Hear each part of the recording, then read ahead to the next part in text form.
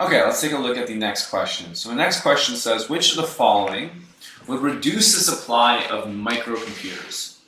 A technological improvement that lowers the cost of producing computers.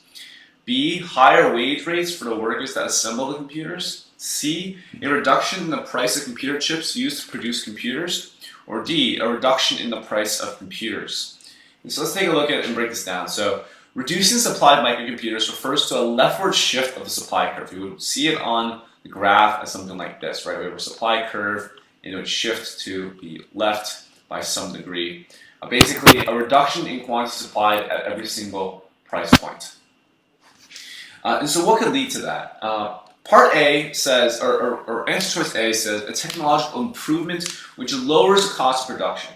Well, we know that lowering the cost of production isn't going to decrease supply. It's actually going to increase supply because suppliers can afford to hear back more about,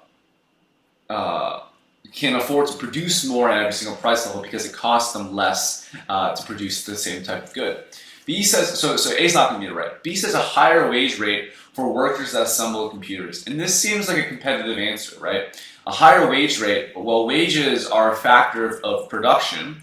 You have to pay the workers to create your computers. And if you pay the workers more, then that means the cost of production has gone up. And therefore, the amount that you can supply at your price level goes down since it's now more expensive to create the same good. So B seems like a really good answer, but we can take a look at the other two answers just to be sure.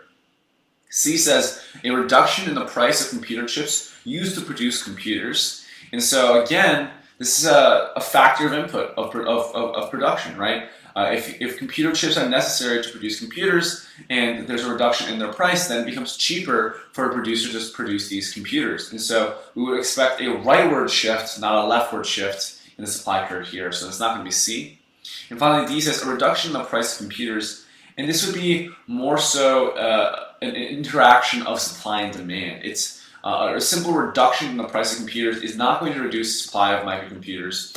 And we would also see that if it were just restricted to the supply curve, a reduction in price of computers does nothing to reduce the supply of microcomputers, rather it reduces the quantity supply of microcomputers. And that's a big distinction.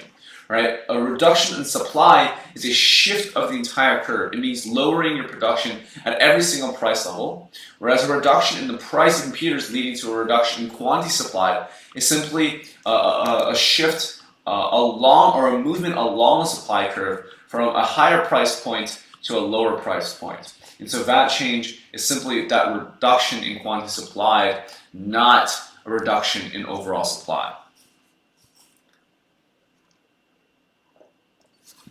So B is going to be the best answer here because it fits the context that we're looking for, a reduction in the supply overall of microcomputers. Let's take a look at what the previous tutor said. The previous tutor said these are some of the factors that affect the supply of a product, like price, technology, cost, production, transport condition, and government policies. In the question, we need to find a reason that would reduce the supply of microcomputers. Option A is not the correct option because it increases the supply. That's true. Option C is not the correct option because it reduces the cost of production and increases the supply of microcomputers. That's also true. Option D is not the correct option because the price of mini computers reduces the production, not the price of the computer. I think there was a misread there. I think when they said a reduction in the price of computers, we're talking about microcomputers already. And so that's something we can clarify, that distinction between quantity supplied and overall supply shifts. Option B is the correct option because if the wage rate increases, then the cost of production increases, which leads to a fall in the supply of microcomputers. Option D is incorrect because it would lead to a movement along the supply curve, not a reduction in the supply overall at every price level. But other than that, the correct answer is there and the rationale is correct, so we can mark that as correct.